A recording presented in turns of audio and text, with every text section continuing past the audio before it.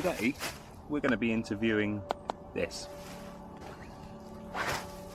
It is also due to absolutely chuck it down, so I'm hoping a little bit of shelter is going to keep me safe. Now this is the Sacred Rebels Oracle, put together by Alana Fairchild, and I would like to do a video of my first impressions with this deck, but today we're going to be interviewing it.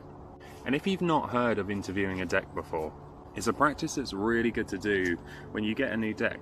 It lets you ask the deck a few questions, and more importantly, it lets the deck speak back to you. It lets you find out what kind of energy is in this deck, the way that this deck might want to work, who this deck might be targeted towards, but more importantly, what this deck is here to teach us as the reader. And before we go any further, do you interview your decks? Is it a practice that you like to perform? Or do you feel more comfortable with getting to know the energy on first-hand experience? Pick up the deck, use it, and see how you feel. Let me know in the comments. For this, I'm not even going to use the guidebook. I'm going to put this back here because I want to just run on intuition. I don't mind if I don't get the meaning completely right, but I want to trust what is coming through, my first thoughts and instincts.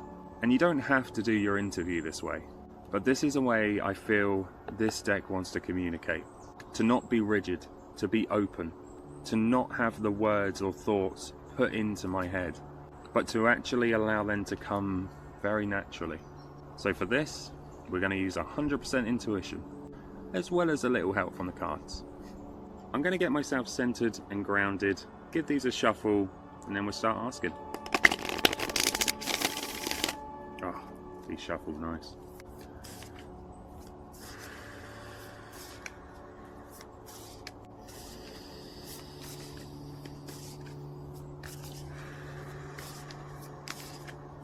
So the first question that I'd like to ask, what energy do you carry?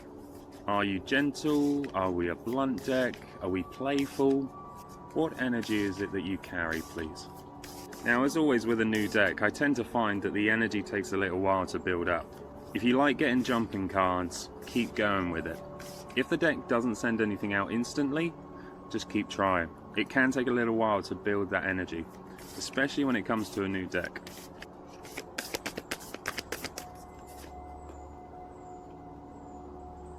Okay, the card that we got is number 31, and it simply says, trust yourself. And it's a very good point. I wanted to know what kind of energy this deck brings, and already we're getting an impression that I do need to trust myself with this deck. Almost as if that my interpretations are going to be just as important and should be listened to just as much as the words of wisdom from this deck. But also, I love the colours of this card. It's incredibly bright and vibrant, almost playful in a way. So in terms of energy, I think this has the capability to be both. I have to trust my own judgment, my own energy, but also look to that playful side. I feel like this deck has the capability of being both serious, but also light-hearted, depending on the questions asked, and depending on the energy in the room. I'm curious about the next one. This is always a fun one. How will you challenge me? What blind spots do you think I need to face? Now, because of my, to be honest with you, quite dodgy shuffling, I want to take the top card. A lot fell, but there was one that was staring at me, and it's the first one that I looked at too. This is number 28, and it says, collaborative dreaming. So when we talk in the terms of a challenge, and we talk about blind spots too, maybe collaboration. Whether that's me working with the deck, my shouter's not working very well, or whether that's my collaboration with the person that we're reading for. And I feel like it's really important with this deck to be open, to have that collaborative side where multiple energies can put into the messages. I feel like with this deck it's going to be a mix of the reader's energy and the querent's energy, but also the energy of the deck, reminding us that just the messages alone probably won't give us the true view of what we're asking, the questions that are being asked to this deck. Maybe we do need to go a little step further. It's that word dreaming. maybe there's something here that we're going to have to think outside of the box with. Maybe that's the challenge. Taking those messages and sitting with them. Giving them time for truths to come through. And embracing that collaborative side. Not only trusting the messages that I get, also trusting the messages from here, but also if there's anything that other people want to add. Whether we're doing it in a group setting or if it's a one-on-one. Okay, how will you support me, please? In what way will you bring clarity and comfort?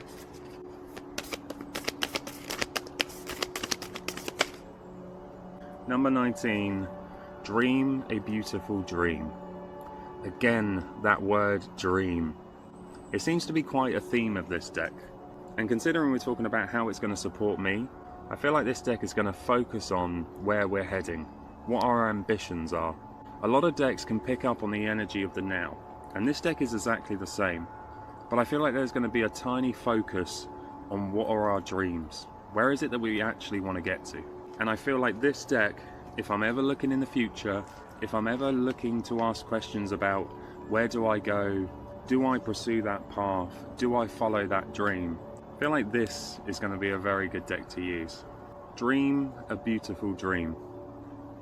It does bring me a little bit of comfort actually, that I could tell this deck where I truly want to get to, and this deck will support me in that. It does bring some comfort, some support, and I know that I can turn to this deck if I'm ever thinking about my next steps. I like this card. Now this one's an interesting one. What kind of readings do you work best with? Is it shadow readings, love readings? And I think we know it likes focusing on the future, so I'm curious what we get. Wow. Number 32, faith in the process. So this is a deck that talks about moving forward. Not even just moving forward, moving in general. And we've already touched on this and got an impression from the cards that we've already pulled. This is a looking forward deck. How do we proceed? And do we need any faith in that? I feel like this deck is going to give us that. It's going to give us that reassurance. It's going to confirm whether we should move in a certain direction. It's going to read the energy of how we're truly feeling about it. And I feel like it's going to give us a little bit of faith, a little bit of energy, especially when it comes to something like our dreams. They're so personal to us.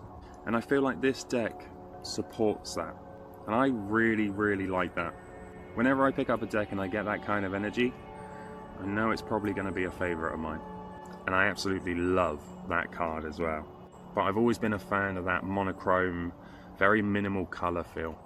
Okay, how would you like to communicate with me, please? Are we talking through symbolism, messages, emotions, synchronicities, or is it just direct hits? Straight to the point, nice and blunt.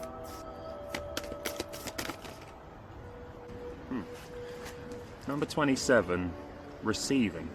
And with the picture of this lady taking a sip, I feel like it's going to literally hand it to us.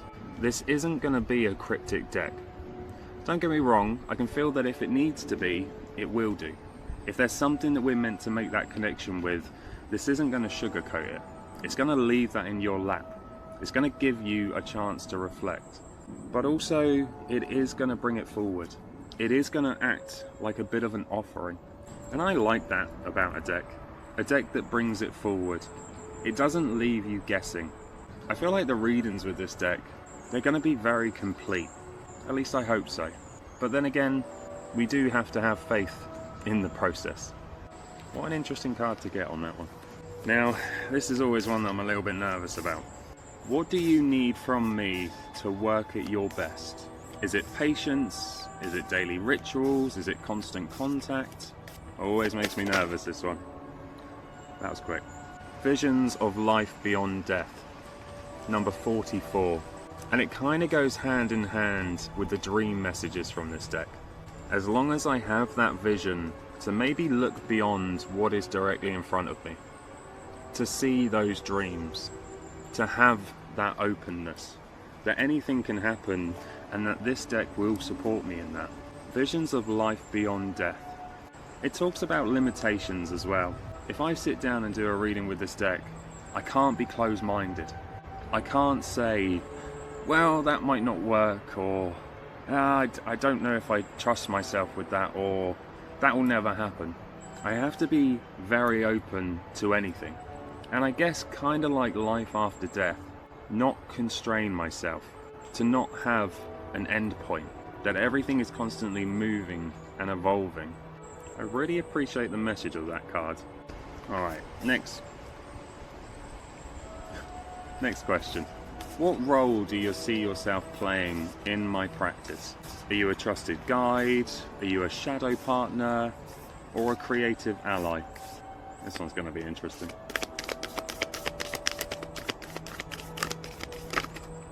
Wow, that was far more selective. We got 2 cards. Number 14, Going Beyond Illusion. Almost mimicking what we were just talking about with that other card. I think this is going to show me the way. And when we talk in terms of roles, it's going to be a guide. It's going to show us if there's any illusions around us, with kindness and gentleness and love. But also number 30, the perfection of your life. This deck is really here to guide me. And I feel like as long as I see it as that guide, then this deck will continue to work with me, continue to support me. And we've already touched on that when we talk about dreams, moving forward, our aspirations. I feel like as long as I give this deck the mutual respect, our readings will be impactful and deep and fully connected. And I appreciate that about a deck. The perfection of your life. This deck is going to help us see the highest good. And I like that. And the final question. Do you have any messages for me before we begin this journey? This is the thing with this deck. I can feel it. I don't know what it's going to come out with. And it could come out with something so vast, so beyond. And I'm so curious what this message might be. What do you want me to know?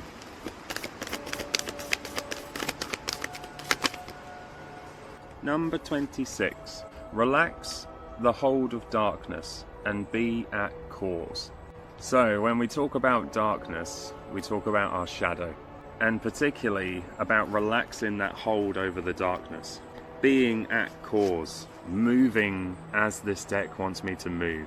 Very much aligns with the dreams and aspirations again. But also allowing ourselves to embrace that darkness, the shadow side. Maybe it's thoughts, maybe it's beliefs, maybe it's just the energy that we carry in a day. There's a reason for us to let go of that. I feel like this deck isn't going to be afraid to touch on that darkness. And I think that's the message it wants me to take. Be open to that. This isn't a lovey-dovey, high positivity deck. If something is wrong, this is going to tell me about it. And I have to be open to that. I have to relax in the darkness. And I think that's very important to remember when it comes to decks. Every deck works a little bit differently. Every deck deals with energy differently. And I think that's why it's good to have these interviews with these decks. It can give us an opportunity to see what the deck is about, to have that back and forth conversation. And what I've learned from this deck is that it is going to support me. It is going to help me with my dreams, as long as I'm willing to be open and to share that. It can be playful, but it's also not afraid to say what's going on, to show you that darkness.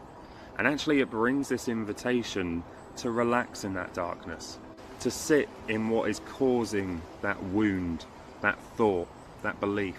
And the supportive energy that I feel from this deck, I'm more than happy to do that. I can already feel a certain trust with this deck. And I guess that's why we turn to decks like these, to open ourselves up to that guidance, to that opportunity. I feel like I'm going to get along with this deck. And it's funny because I don't often pick up decks for myself. I saw this one and I couldn't stop myself from buying it. And I think that is for a very special reason. Whether it's to help me with dreams, to reveal some of that darkness, to learn to relax in that darkness, but also as that supportive guide. I trust this deck to tell me what it is that I need. And I'm incredibly grateful for that. What did you think of that interview? Is an interview something that you might start doing with your decks going forward? Is there a deck that you're sat there thinking, I need to do an interview with that deck? because it can be a great way to figure out that deck's energy. And if you're tempted to, give it a go. You can follow along the questions that I've asked it today, or you can just make up your own. Just see how your energy is feeling, see what questions pop to mind. Or if the deck's telling you a certain kind of question to ask, follow that. Let me know how you get on with interviewing your decks, and I hope that they bring you as much warmth as this deck did to me today. I'm going to go ponder on my dreams, where it is that I want to head to. Then I'm probably going to ask the deck about it.